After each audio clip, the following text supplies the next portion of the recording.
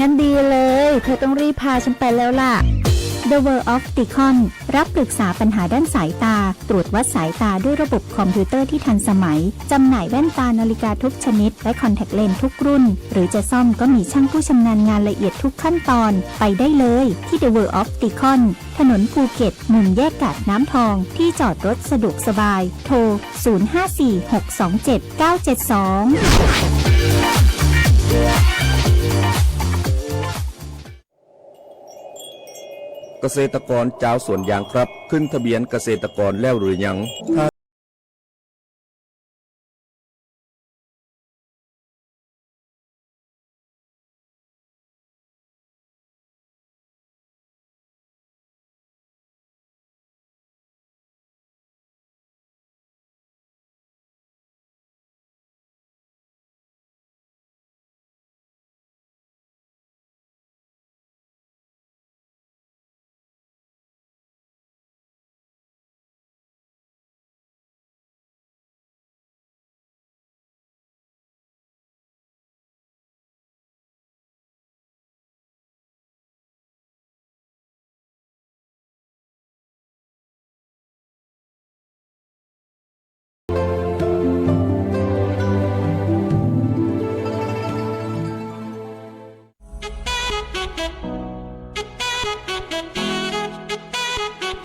ขับไม่ดื่มดื่มไม่ขับอย่าลืมนะคะด้วยความปรารถนาดีจากสถานีวิทยุกระจายเสียงแห่งประเทศไทยจังหวัดแพร่ FM 91 เมกะเฮิรตซ์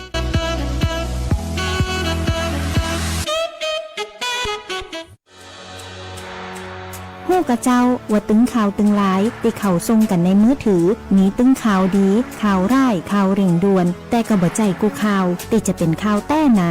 ก่อนติจะแชร์หรือว่าจะเจือข่าวอะหยังให้หยุดพอกำก่อนแล้วก็พอทีว่าเป็นข่าวแต้ก็ว่าข่าวปลอมข่าวที่ได้หันต้องตรวจสอบตีม้าของข่าวอ่านข่าวให้ครบกูบรรทัดพอวันเวลาของข่าวให้ชัดเจนข่าวนี่เกิดขึ้นมาได้เป็นข่าวเก่าก็ว่าเป็นข่าวใหม่เพื่อหาข้อมูลเพิ่มเติมจากหน่วยงานราชการหรือหน่วยงานที่เชื่อถือได้สำหรับการเผยแพร่ข่าวปลอมบ่ว่าจะตั้งใจหรือบ่ได้ตั้งใจก็มีโทษตามกฎหมายมีโทษตามพรบคอมพิวเตอร์ตึงปรับตึงจำคุกเลยก่อนจะแชร์ข่าวอะหยังให้ตรวจสอบให้ชัดเจนก่อนเด้อเจ้าบ่ดีปล่อยให้ความบ่ฮู้ยะให้เฮากลายเป็นผู้กระทำความผิด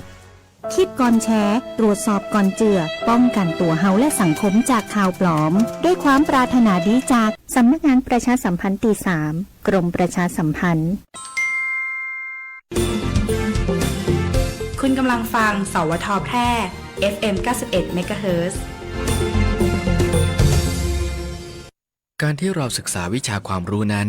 ความจริงไม่ใช่เพื่อใครเลยแต่เพื่อตัวเราเองในการที่จะได้ดำเนินชีวิตต่อไปในวันหน้า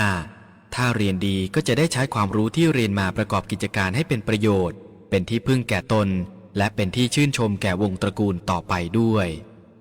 พระบรมราโชวาทของพระบาทสมเด็จพระเจ้าอยู่หัวภูมิพลอดุลยเดชรัชกาลที่ 9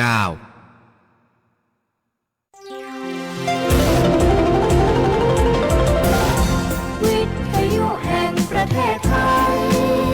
ให้ความรู้กู้ความสุขที่นี่สถานีวิทยุกระจายเสียงแห่งประเทศไทยจังหวัดแพร่ส่งกระจายเสียงด้วยระบบ FM สเตอริโอมัลติเพล็กซ์ความถี่ 91 เมกะเฮิรตซ์จากนี้ไปติดตามรับฟังรายการวิทยุคนเมืองแพร่ไปจนถึงเวลา 11 นาฬิกาค่ะสถานีวิทยุกระจายเสียงแห่งประเทศไทยจังหวัดแพร่ร่วมกับชมรมวิทยุคนเมืองแพร่ขอเสนอรายการวิทยุคนเมืองแพร่หลากหลายสาระความรู้สุขภาพคลังสมองภูมิปัญญาวัฒนธรรมท้องถิ่นสารพันอาชีพเด็กเยาวชนและสังคมหมอกฎหมายทนายชาวบ้านติดตามรับฟังได้ที่นี่ทุกวันจันทร์ถึงศุกร์ 10:10 นถึง 11:00 นทางสถานีวิทยุกระจายเสียงแห่งประเทศไทยจังหวัดแพร่ FM 91 เมกะเฮิรตซ์วิทยุคนเมืองแพร่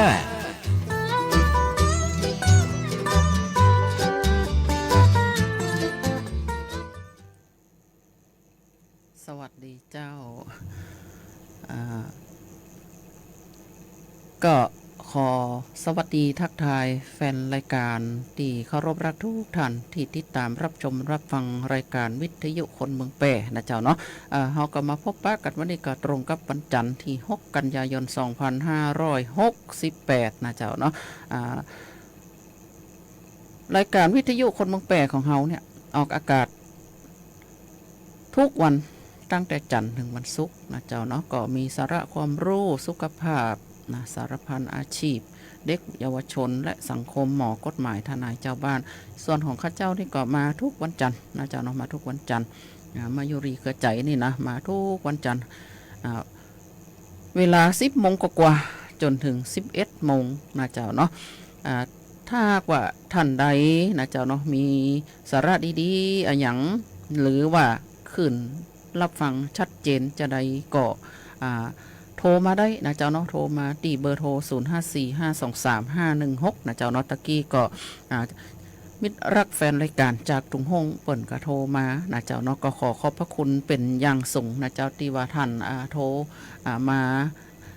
ก็ขอขอบพระคุณจัดนักจัดหลายเพราะว่าเป็นหนึ่งกำลังแรงใจที่ให้นักจัดรายการได้ก็ห้องว่ามีกำลังใจนะเจ้าเนาะเจ้า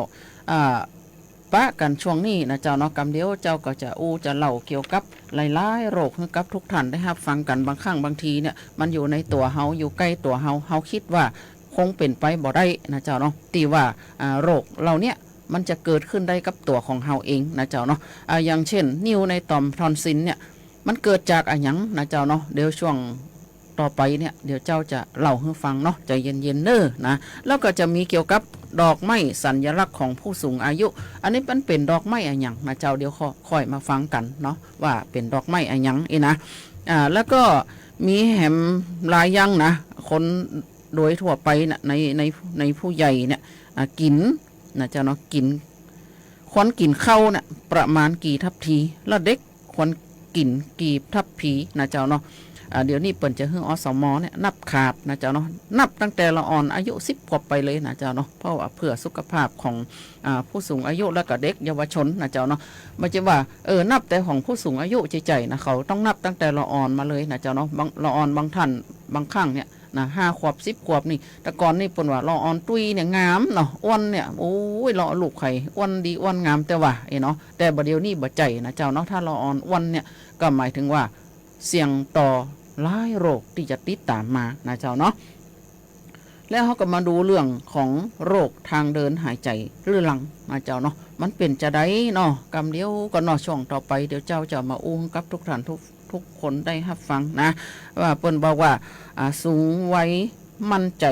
ปลอดภัยและมีความสุขมันเป็นจะได้นะเจ้าเนาะมันปลอดภัยจะใดนะเดี๋ยวท่านก็ก่อยมาติดตามรับฟังกันนะเจ้าเนาะการที่ว่าผู้สูงอายุเนี่ยปลอดภัยเนี่ยมันเป็นจะใดนะเจ้าเนาะแล้วก็สบายใจเนี่ยสบายใจนะเป็นจะใดสักกำเนอเจ้าก็จะมาเล่าให้กับทุกท่านได้รับฟังกันโรคมะเร็งแต่ระยะนะเจ้าเนาะก็แบ่งออกหลายประเภทอยู่เหมือนกันนะเจ้าเนาะถ้าหากว่าท่านใดนะเจ้าเนาะที่ป่วยเป็นโรคมะเร็งหรือว่ามีญาติพี่น้องเป็นโรคมะเร็งเนี่ยท่านก็ต้องให้ความรักความอบอุ่นแล้วก็เข้าใจเขานะเจ้าเนาะเข้าใจเขาแล้วก็เขาห้องว่าจะได้ถ้อยทีถ้อยอาศัยแล้วก็ให้ความรักความอบอุ่นมะเร็งเนี่ยนะเจ้าเคยผ่านมานะเจ้าเนาะอันนี้กำลังใจนะเป็นยาที่สำคัญนักที่สุดนะเจ้าเนาะถ้าหากว่ามาได้รับกำลังใจจากญาติพี่น้องเนี่ยเนาะมันก็แผ่วเลยนะเจ้าเนาะอย่างของเจ้าเนี่ยโอ้เจ้าไปอยู่เชียงใหม่ได้ปีหนึ่งนะเจ้าเนาะปีหนึ่งถามว่าใจห่อเหี่ยวก็ครั้งแรกเนี่ยได้ยินคำว่ามะเร็งเนี่ยทุกท่านทุกคนเนี่ยเศร้าแล้วนะเจ้าเนาะเศร้าเลยนะว่าสมาร์ททุกคนต้องตายนะเจ้าเนาะแต่ที่ไหนได้นะเจ้าเนาะก็คือได้กำลังใจจากญาติพี่น้องจากเพื่อนฝูงนะเจ้าเนาะทำให้เฮาฮึดสู้ขึ้นมาการที่เฮาฮึดสู้ขึ้นมาเนี่ยเนาะใจเฮาเข้มแข็งเนี่ยนะสู้นะทุกอย่างมันก็ผ่านวิกฤตไปได้นะเจ้าเนาะก็เป็นบุญของเฮาที่ว่าได้ผ่านอุปสรรคและ ฝ่าวิกฤตมาได้จนถึงทุกวันนี้นะเจ้าเนาะแล้วเขาก็ต้องรักษาสุขภาพนะดูแลสุขภาพของเขานะกินให้ตรงเวลาอย่างเช่นกับเขาเนี่ยเขาบ่ซื้อกินแล้วนะเจ้าเนาะอย่างของเจ้านี่เจ้าบ่ซื้อกินละอย่างผงชูรสหรือว่าอย่างต่างๆเครื่องปรุงต่างๆเนี่ยเจ้าก็จะบ่ใส่ละเจ้าก็จะมาทำส่วนพักของเจ้ากินเองนะเจ้าเนาะจากหลายท่านหลายคนนะเจ้าเนาะก็ที่ว่าน้ำหนักเยอะเป็นโรคอ้วนนะเจ้าเนาะก็หลายท่านหลายคนมีแรงบันดาลใจในคำว่ากลัวนะเจ้าเนาะกลัวเป็นโรคนู่นกลัวเป็นโรคนี่นะกลัวได้ฟอกไตกลัวได้ผ่าตัดกลัวได้ไปอยู่โรงพยาบาลใจความกลัวเป็นแรงบันดาลใจท่านลดน้ำหนักอย่างเดียวเนี่ยทุกโรคหายหมดเลยนะเจ้าเนาะอันนี้ก็เป็นสิ่งที่ดีๆนะเจ้าเนาะเป็นสิ่งที่ดีๆช่วงนี้ก็ฝนฟ้ามันก็บ่ค่อยตกแล้วต่อใดแล้วนะเจ้าเนาะแต่ว่าบางท่านบางคนที่เป็นเจ้าให้เจ้านาเนาะเปิ้นก็ดูดเข้ากันแล้วนะเจ้าเนาะได้เข้าใหม่เข้าบ้านแล้วนะตอนนี้ก็เปิ้นบอกว่ากิโลละ10 บาทนี่นะบางท่านบางคนก็ดูดแล้วไปขายเลยนะเจ้าเนาะเข้าเหลืองแล้วนะเจ้าเนาะมันก็จะใกล้ออกพรรษาแล้วเนาะวันพุธวันฮือนี่ก็ออกพรรษาแล้วเนาะเอาก็จะมีการออกไปวัดนะตักบาตรเทโวนะหลายที่ก็ทำเหมือนกันทุกท้องที่นะเจ้าเนาะเอาก็มาอู้ถึงเรื่องนิ้วในต่อมทอนซิลนะเจ้าเนาะซึ่งวันจันทร์ก่อนเนี่ยเจ้าเอามาละนะเจ้าเนาะเจ้าก็จะเอามาอู้แล้วเนาะพอดีเวลามันหมดก่อนเนาะนิ้วในต่อมทอนซิลเนี่ยเกิดจากการที่มีเศษอาหารหรือตะกอนน้ำลายเข้าไปสะสมอยู่ในซอกหลืบของต่อมทอนซิลนะเจ้านะต่อมาก็เกิดการย่อยสลายโดยแบคทีเรียในช่องปากสร้างเอนไซม์นะเจ้าเนาะมาย่อยสลายนะแล้วก็สังเคราะห์เป็นก้อนสีเหลืองแล้วก็มีกลิ่นเหม็นๆเน่าๆทำให้ปลาเขาเหม็นนะเช็คลำคอสัญญาณเตือนนิ้วในต่อมทอนซิลเนี่ยนิ้วในต่อมทอนซิลเนี่ยเกิดจากการที่มีเศษอาหารเข้าไปสะสมในซอกหลืบของต่อมทอนซิลนั่นเองนะเจ้าเนาะถ้าหากว่าท่านจะเช็คอาการเบื้องต้นเนี่ยเช็คได้จะใดนะเจ้าเนาะมันก็เหมือนกันก็ว่ามีอย่างมาติดคอนะเจ้าเนาะมีอย่างมาติดคอวิธีการรักษานิ้วในต่อมทอนซิลเนี่ยมีทั้งแบบผ่าตัดแล้วก็บ่ต้องผ่าตัดนะเชื่อว่าหลายคนเคยรู้สึกว่ามีก้อนเม็ดเล็กๆในช่องปากพอบ้วนปากออกมานะก็จะเป็นก้อนเหลืองๆขนาดเล็กนะก็มีกลิ่นเหม็นอาการเหล่านี้ก็คือสัญญาณเตือนของนิ้วในต่อมทอนซิลหรือหินปูนต่อมทอนซิลนะเจ้าเนาะซึ่งเกิดจากการสะสมของแบคทีเรียที่แม่นบ่มีอันตรายร้ายแรงแต่หากบ่รีบรักษา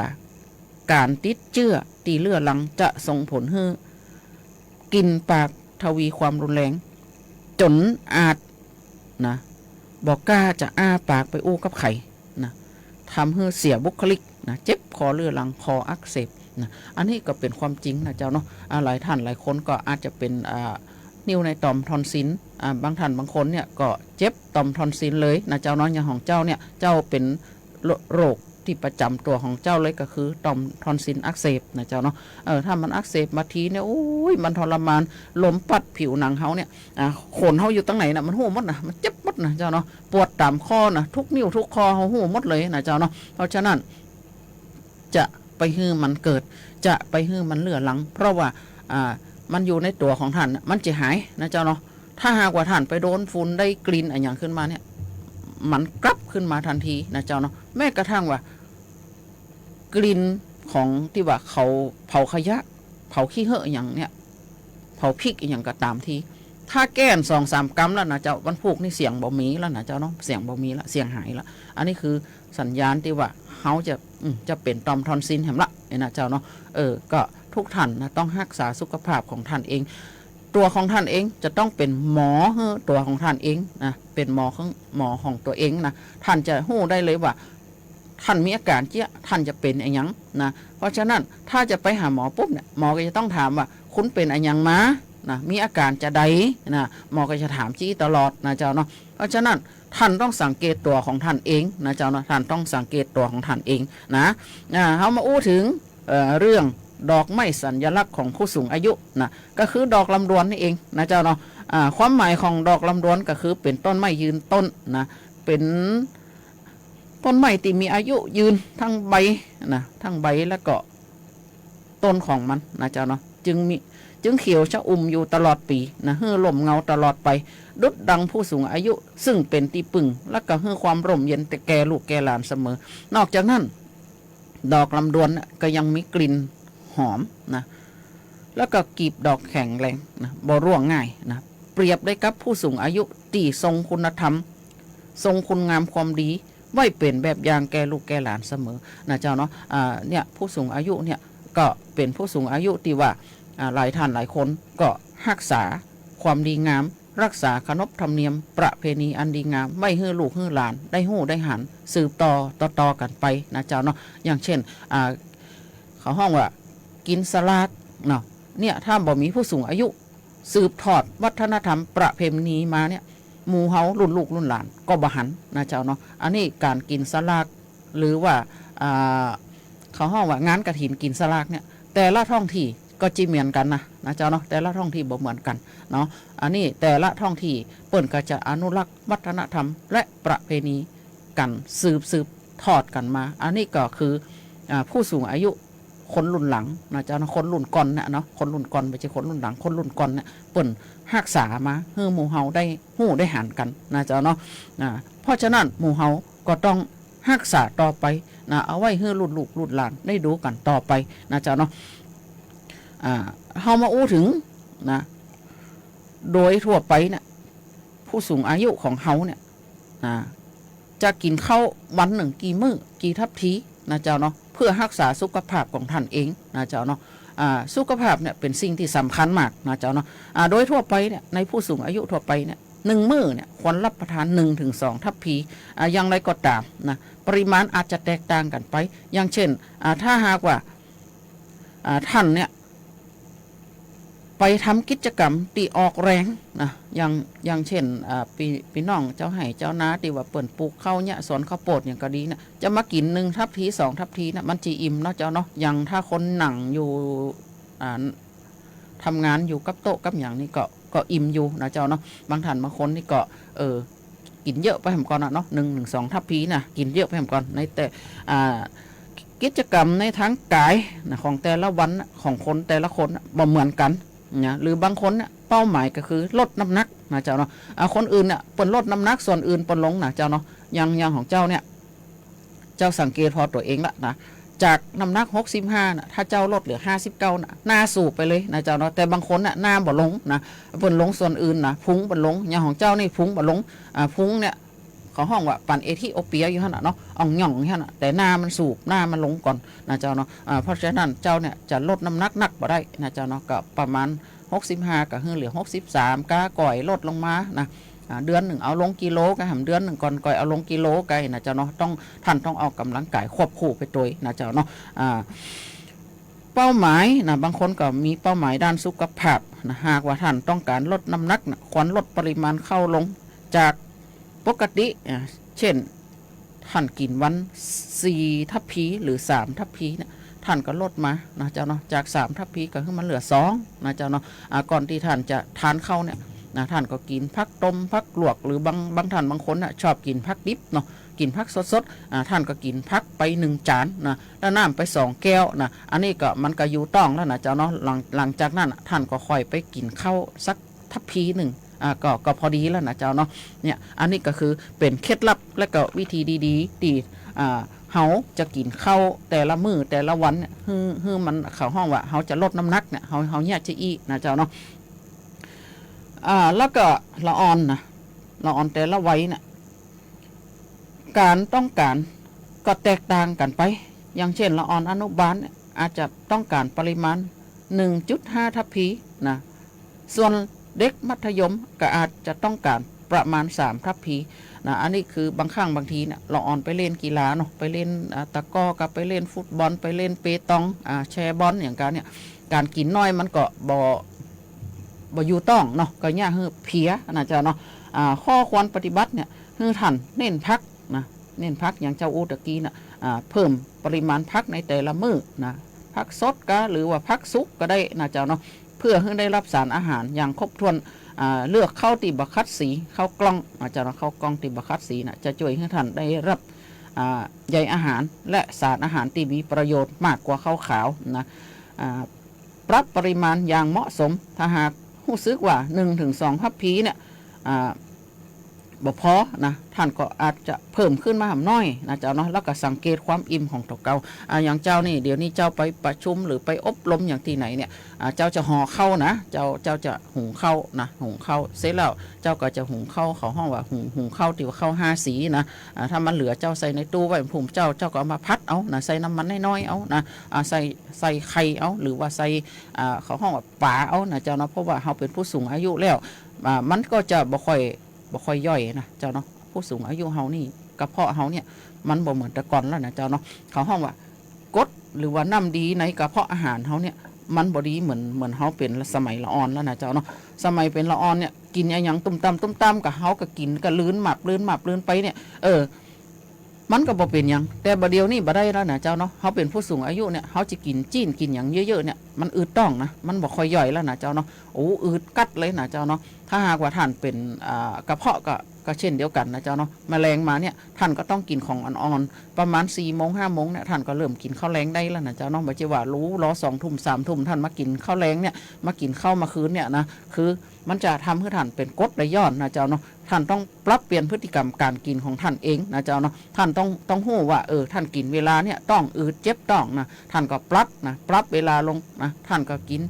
จาก3 ทุ่มมาท่านก็อาจจะลดลงมาเป็น2 ทุ่มหรือว่า5 โมงหรือ6 โมงอย่างนี้นะเจ้าเนาะท่านก็กินของอ่อนๆนะแมลงมานะท่านบ่ได้กินของที่ว่า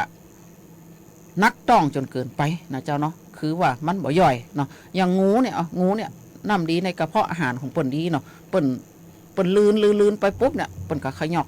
ออกนะอย่างคนเฮาเนี่ยนะมนุษย์เฮาเนี่ยเปิ้นบอกว่า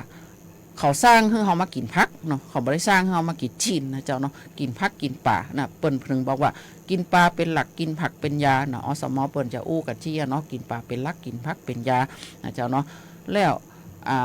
แมลงมาเฮาก็สวดมนต์ภาวนาเหียให้อารมณ์ของเฮาดีเฮาก็เขาห้องว่าถ้าเฮาสงบสติอารมณ์ของเฮาได้เนี่ยนะเจ้าเนาะอย่างทุกอย่างนะมันก็จะดีหมดอย่างเจ้านี่แมลงมาเจ้าก็สวดมนต์ภาวนานะเจ้าเนาะอย่างหลังจากที่กินข้าวแมลงมาแล้วเนี่ยเจ้าก็จะบอกกินอย่างนักนะเจ้าก็จะกินกล้วยประมาณสัก2 แกนนะแล้วก็กินไข่แกน1นะกินไข่แกนนะแล้วก็กินนมแก้ว1นะหลังจากนั้นเจ้าก็อาบน้ำแล้วก็เข้าไปสวดมนต์ภาวนาละนะเจ้าเนาะกรรมฐานละก็อย่าให้จิตใจของเฮาสงบลมเย็นนะเจ้าเนาะอันนี้ก็เป็นสิ่งหนึ่งที่หลายๆอย่างตีเนี่ยให้สุขภาพของเฮาดีขึ้นมานะเจ้าเนาะกำเดียวเฮาก็จะมาโอ้ถึงเรื่องของโรคทางเดินหายใจเรื้อรังมันเป็นจะได้นะเจ้าเนาะช่วงนี้เฮาไปเบรกฟังเพลงกันสักกั๊มก่อนนะเจ้าเนาะ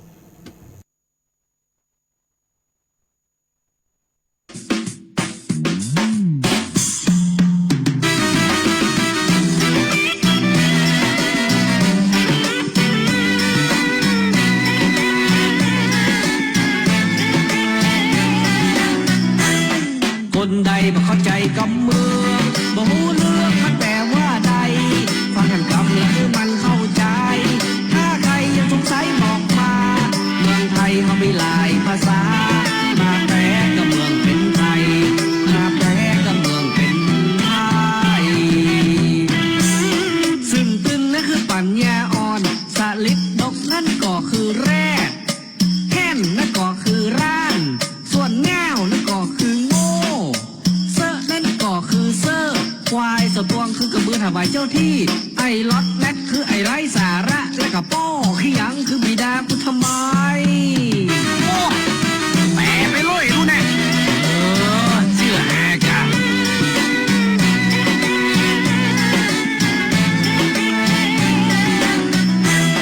คนใดบ่เข้าใจกำเมืองบ่ฮู้เรื่องมันแปลว่าใดฟังกันกำแล้วมันเข้าใจถ้าใครยังสงสัยบอกมาเมืองไทยเขามีหลายภาษา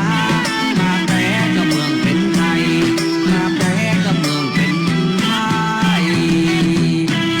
มาห้ากิจกับอสุรกายติดเครื่องใน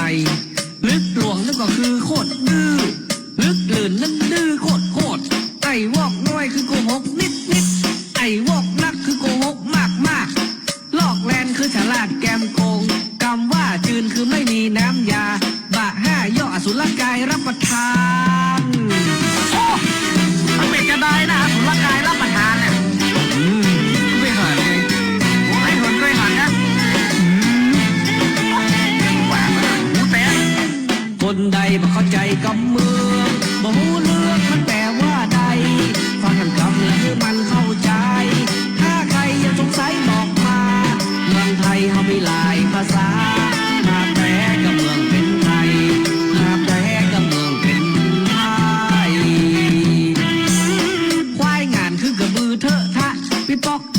พูดกลับไปกลับมาหน้าเลื่อนตาลอกก็คือเสนอหน้าส่วนสุ่นก็คือวุ่นวายปั้นตายคือตายหลายครั้งเลี่ยมคือแหลมสุดๆไอ้พุทธซีแลนคือไอ้พุทธเห็นดินที่บ้าที่บกนั่นก็คือแฮนเนี่ยอย่างเงี้ยไม่มีเชื่อน้อยอยู่ว่าเราไม่รู้แล้วเล่นมาได้แต่ผมว่าไอ้พูดแน่ละคนใดบ่เข้าใจกับเมืองบ่รู้เรื่องมันแปลว่าใดฟังกันคำแล้วมันเข้าใจถ้าใครยังสงสัยบอกมาเมืองไทยเขามีหลายภาษาถ้าแปลกับเมืองเป็นไทยถ้าแปลกับเมืองเป็นไทยข้านั่นก็คือกูคิงนั่นก็คือมึงลึงนั่นก็คือดื้อส่วนคือก็คือโอเวอร์แค่นี่บ่เฮ้ยคือคำอุทานชายกูนี่เฮ้ยคือคำอุทานหญิงกูขี้กูนี่ทั้งกระเทยและทอมไม่ยิงว่าใจต่างคนก็ตั้งใจใครเข้าใจก็ใจร่วมกันได้เลย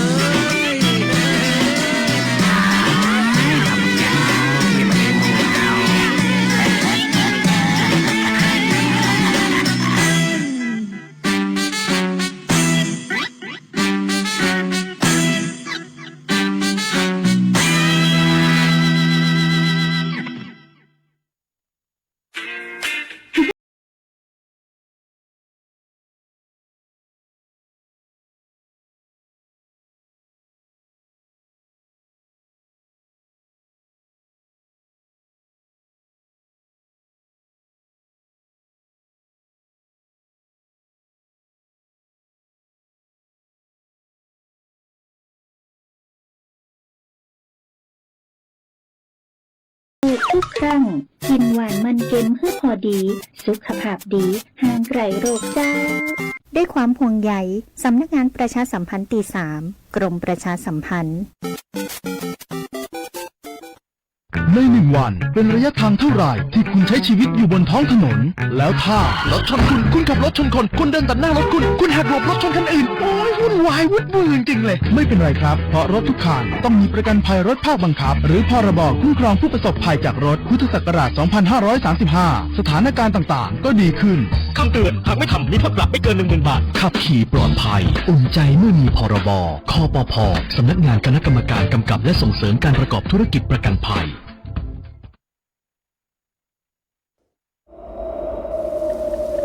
จากสภาพอากาศที่แปรปรวนทำให้เกิดภัยพิบัติต่างๆทางธรรมชาติเพื่อเตรียมความพร้อมรับมือกับสถานการณ์ที่อาจจะเกิดขึ้นประชาชนควรเฝ้าระวังติดตามข้อมูลข่าวสารจากหน่วยงานภาครัฐที่เชื่อถือได้ดูแลตนเองและบุคคลในครอบครัวต้องการความช่วยเหลือด่วนแจ้งเหตุมาที่กองอำนวยการป้องกันและบรรเทาสาธารณภัยจังหวัดแพร่โทร 054-533-680 หรือสายด่วนปพ 1784ส่วนราชการที่เกี่ยวข้องอำเภอองค์กรปกครองส่วนท้องถิ่นในจังหวัดแพร่พร้อมเข้าให้การช่วยเหลือทันทีปรารถนาดีจากผู้ว่าราชการจังหวัดแพร่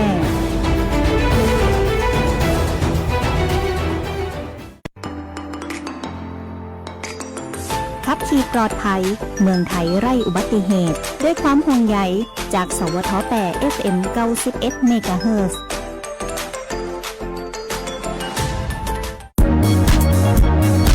ครอบคลุมกว้างไกลสื่อสารฉับไวฟังสวทแพร่ FM 91 เมกะเฮิรตซ์ กรมประชาสัมพันธ์สื่อรัฐพัฒนาคุณภาพชีวิตคนจังหวัดแพร่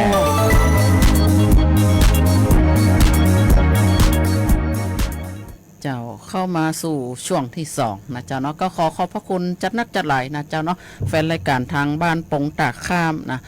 ก็ได้ยินเสียงเปิ่นน้อยเสียงเปิ่นเบาเนาะคุณแม่อารี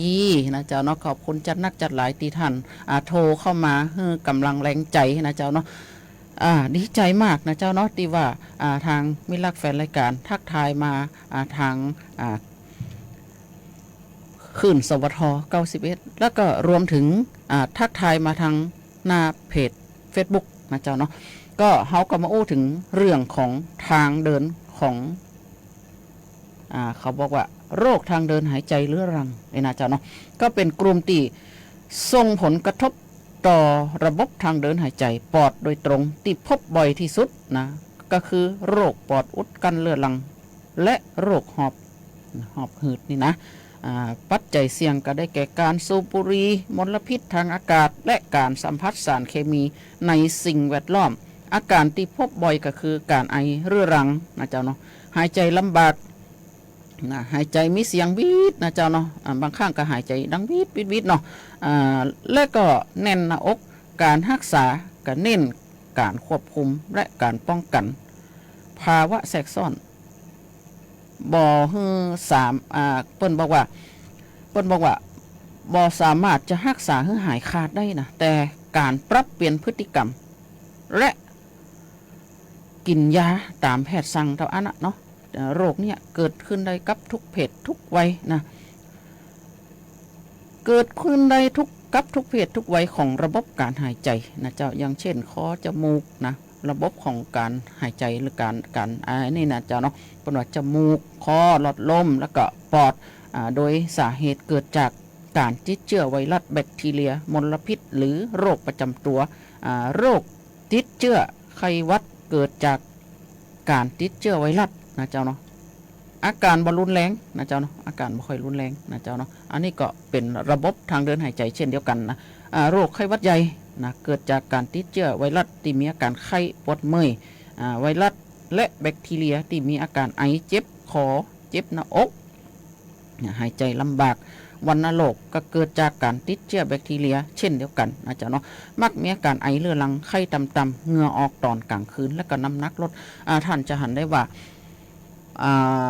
ช่วงที่น้ำท่วมนะเจ้าเนาะช่วงที่น้ำท่วมถ้าหากว่าท่านล่างบ้านแล้วเนี่ยนะถ้าหากว่าบ้านมันยังบ่แห้งเนี่ยท่านเข้าไปนอนเนี่ยนะท่านเข้าไปนอนปุ๊บเนี่ยบางคนบางท่านเนี่ยภูมิคุ้มกันบ่แข็งแรงเนาะก็จะยากให้ท่านเนี่ยบางคนก็เป็นเขาห้องว่าอย่างก็เจ็บคอนะถ้าคนกำเมืองเขานี่ว่าสะอาดคอเนาะสะอาดคอนะแสบคอเนาะ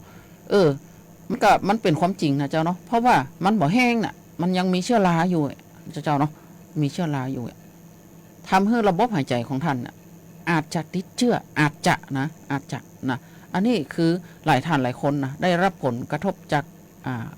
น้ำท่วมนะเจ้าเนาะก็มีอาการหลายอย่างแตกต่างกันไปบางคนเนี่ยเนาะบางคนเนี่ยนะยกของขึ้นพอเป็นอย่างเตือนะยกของลงก็มีอาการนะมีอาการหลายท่านหลายคนเนี่ยสมาร์ทเนาะเอาใกล้ๆเนี่ยเอาตัวเจ้านี่เป็นตัวอย่างเลยนะหลายวันมาเนี่ยเนาะเจ้ายกขึ้นนะยกขึ้นด้วยความที่ว่าจะเป็นผู้ใจกระจ่างเป็นไม่ยิงกระจ่างบางท่านบางคนเนี่ยเป็นผู้ใจเนาะยกขึ้นปุ๊บเนี่ยผู้ใจเนี่ยเขาห้องว่าถ้าหากว่าท่านเป็นผู้สูงอายุเนี่ยต่อมลูกมากท่านโตเนี่ยท่านยกปุ๊บเนี่ยมันทวงจะยะฮือต่อมลูกมากของท่านเนี่ยไปเบียดนะไปเบียดปุงเหนียวของท่านเนาะไปเบียดเขาห้องว่ากระเพาะปัสสาวะของท่านเนี่ยจะยะฮือท่านฉี่บ่อยนะฉี่บ่อยอย่างเจ้าก็เช่นเดียวกันนะยกขึ้นแล้วปุ๊บบ่เป็นหยังนะที่ตอนยกลงปุ๊บเนี่ยมีอาการเนาะมีอาการนะเขาห้องว่ามดลูกมันไปเบียด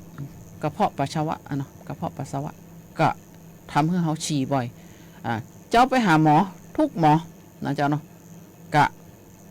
ไปหาหมอหันน้อยนี่น้อยเนาะกินยาหมอนั่นเสี่ยงกับไปหาหมอหนึ่งหมอนี่เสี่ยงกับไปหาหมอหนึ่งเนาะ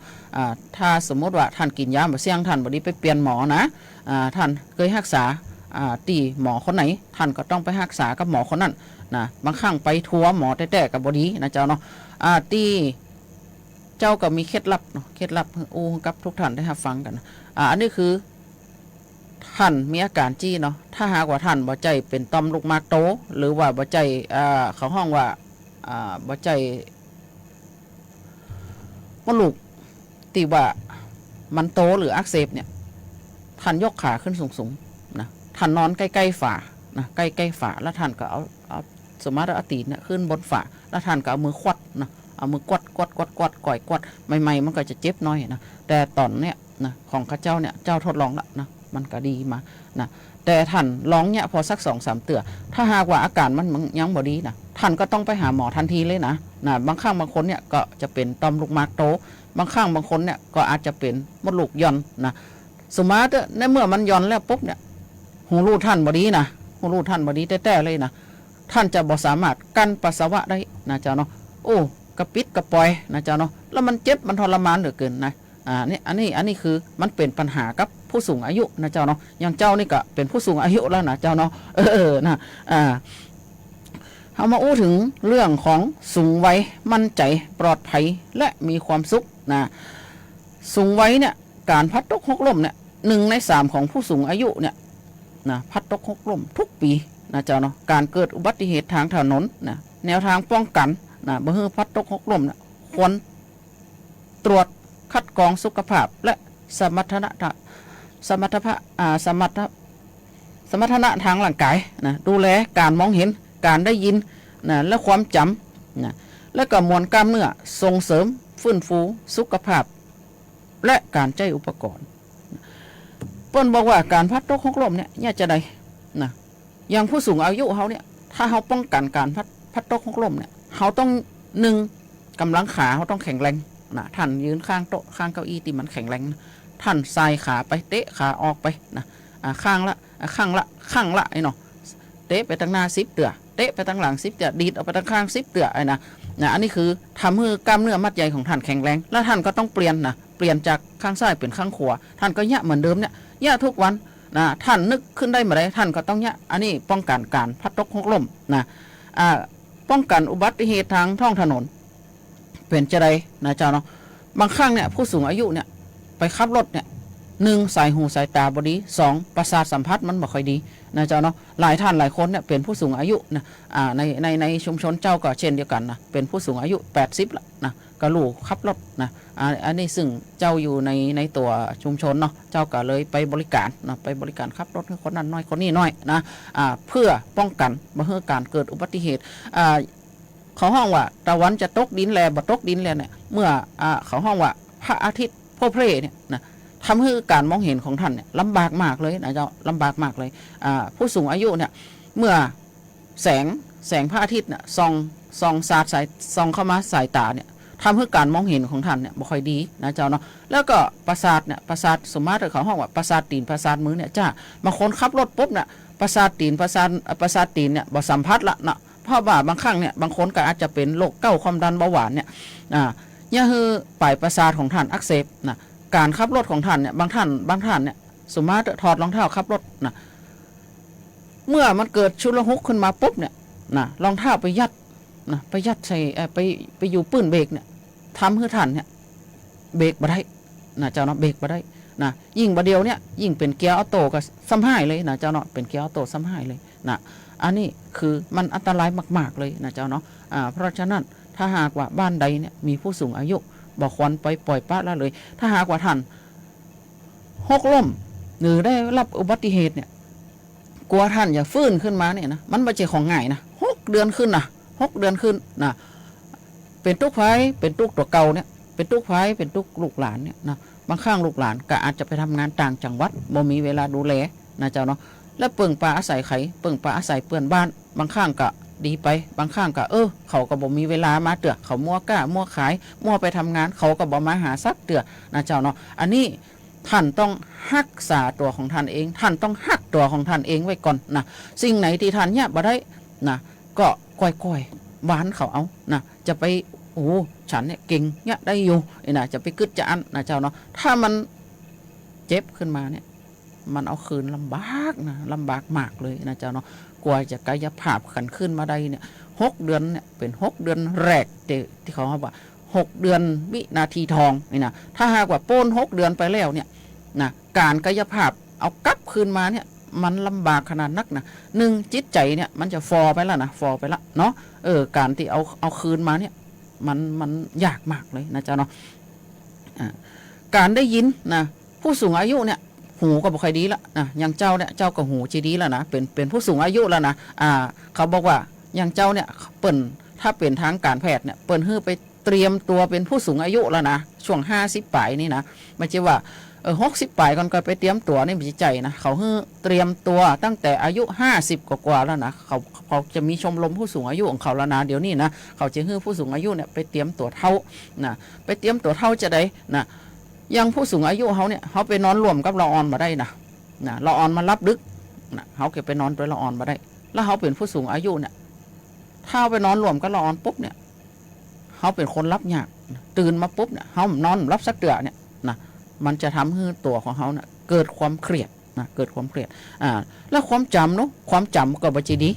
นะตื่นเจ้ามาเนี่ยนะเอาตัวเก่าไว้เอาตัวเก่าว่าก่อนเนาะแต่เจ้านี่นะเจ้าอู้ตรงๆเลยนะโฟมล้างหน้ากับยาสีฟันมันอยู่ใกล้กันเนาะเอาอย่างโฟมล้างหน้าพวกอะบีบใส่แปรงฟันเนี่ยจะแปรงฟันมาเจ้าเนี่ยเอาโฟมล้างหน้ามาบีบเนี่ยตาบดีหูบดีนะความจำก็บดีนะเจ้ามาเนี่ยแสงไฟมันบ่เพียงพอเนี่ยก็ยากเขาเนี่ย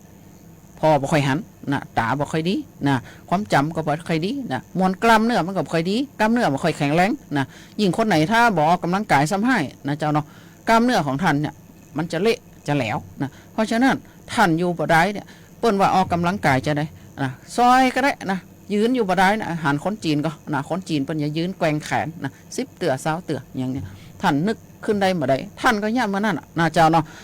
การฟื้นฟูสุขภาพแล้วก็การใช้อุปกรณ์ก็เช่นเดียวกันนะเจ้าเนาะฟื้นฟูจะได้นะท่านก็นับ1 ถึง 10เนาะหลังจากนั้นท่านก็นับ10ย้อนมา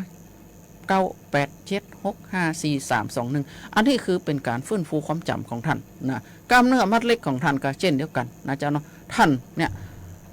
อย่างสมมุติว่าท่านไปรวมกลุ่มกันเนี่ยท่านอาจจะรวมกลุ่มกันแปลงตุ้งเนาะเนี่ยเมื่อท่านได้กำกันไกเนี่ยกล้ามเนื้อมัดเล็กของท่านเนี่ยก็ได้ขยับขยื่นนะก็ได้ขยับขยื่นอย่างคือกล้ามเนื้อมัดเล็กของท่านแข็งแรงขึ้นนะบางคนก็อาจจะปั้นมะขามแก้วเนาะปั้นมะขามแก้วเนี่ยมือของท่านได้บริหารกล้ามเนื้อมัดเล็กของท่านได้บริหารสมองของท่านก็ได้บริหารนะถุง1ใส่มะขามแก้วกี่แกนเนี่ยไอ้เนี่ยท่านก็จะได้จำตุ้งเนี่ยมันตัดไปลายใดเนี่ยท่านก็จะได้ฟื้นฟูความจำของท่านไปด้วยนะอันนี้มันเป็นสิ่งที่ดีๆนะเจ้าเนาะสิ่งที่ดีๆที่ท่านเข้าไปสู่สังคมแล้วก็เนี่ยคือท่านบ่เครียดด้วยนะการที่ท่านอยู่คนเดียวเนี่ยท่านจะกึดอยู่ฮะนะเครียดอยู่ฮะนะถ้าหากว่าท่านมีกิจกรรมในชุมชนของท่านท่านเข้าไปนะเจ้าเนาะท่านเข้าไปท่านอาจจะมีความสามารถในการสานข้องสานซ่าสานหิงสานไซอย่างนี้นะท่านก็เอาเข้าไปสู่ชุมชนนะเจ้าเนาะเพื่อให้ลูกหลานได้สืบทอดวัฒนธรรมและประเพณีในท้องถิ่นของท่านเนี่ยท่านไปถ่ายทอดปุ๊บเนี่ยท่านก็ได้ฟื้นฟูความจำแต่ก่อนนั้นเนาะงาข้องมันสารชี้เนี่ยเขาอาจจะลืมไปแล้วนะเมื่อท่านเอาไปฟื้นฟูเหมือนกันเนี่ยท่านก็จะได้จำนะเจ้าเนาะสุขภาพของท่านก็จะได้ดีขึ้นจะได้ดีขึ้นนะท่านก็จะบ่งอมบ่เหงานะเขาห้องว่าบ่ล่มบ่ลืมบ่ซึมเศร้ากินข้าวอร่อยนะบ่ล่มเนี่ยท่านก็อย่างเจ้าว่าเนี่ยนะบริหารกล้ามเนื้อมัดใหญ่เหี้ยนะบ่ลืมเนี่ยท่านก็เข้าไปทำกิจกรรมร่วมชุมชนเขาอย่างท่านก็เข้าไปหมู่บ้านของท่านเขาอย่างท่านก็เข้าไปไปญาติด้วยเขานะท่านไปญาติด้วยเขาปุ๊บเนี่ยท่านก็จะจำแล้ววันนั้นนะคนนั้นสอนเขาเนี่ยจี้นะท่านจำไว้นะ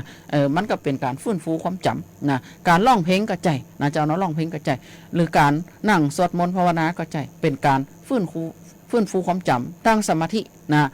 ตั้งสมาธิของท่านนะเจ้าเนาะนะถ้าหากว่าท่านบ่ไหวแล้วนะเมื่อ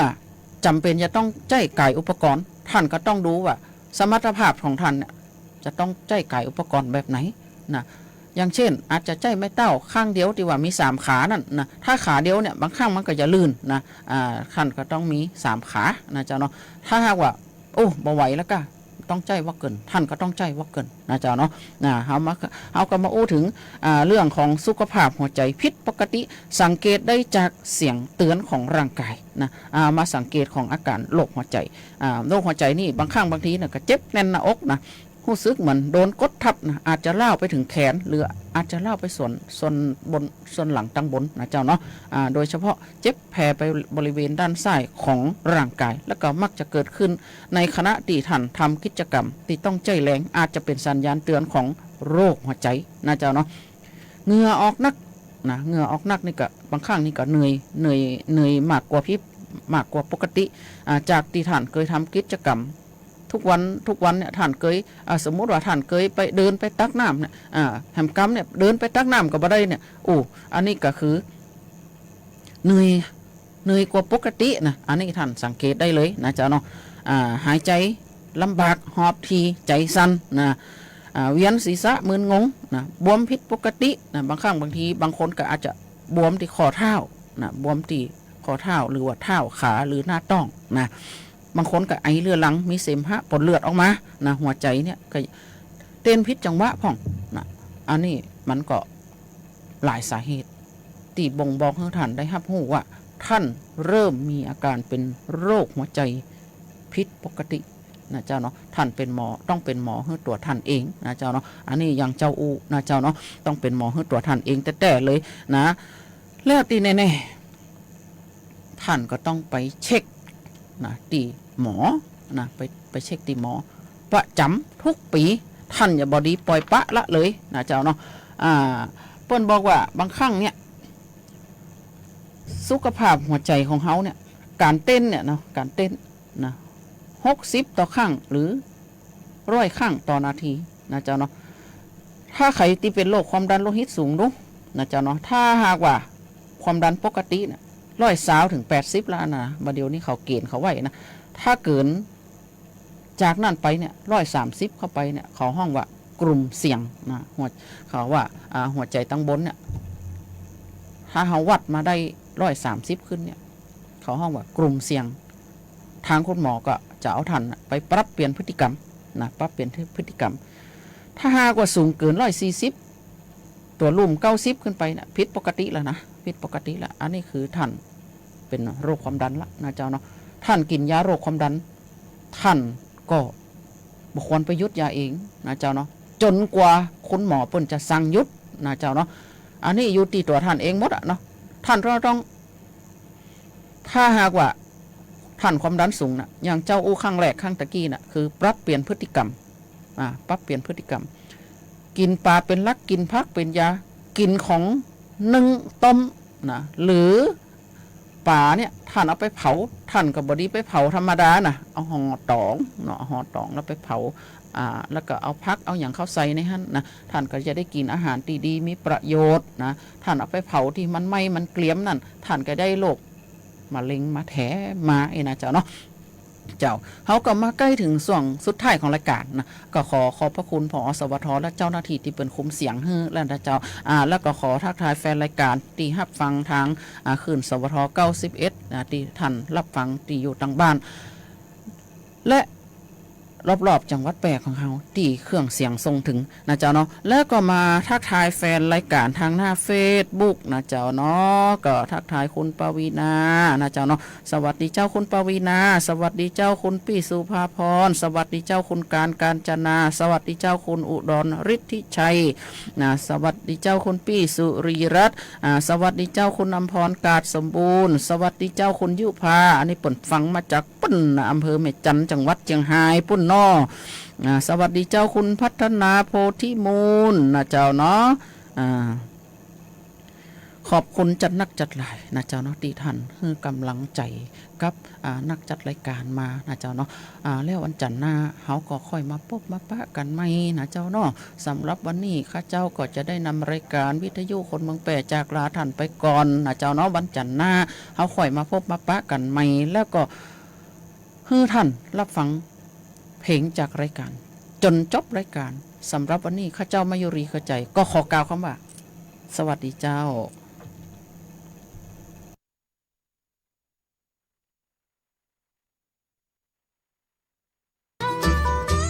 รายการวิทยุคนเมืองแพร่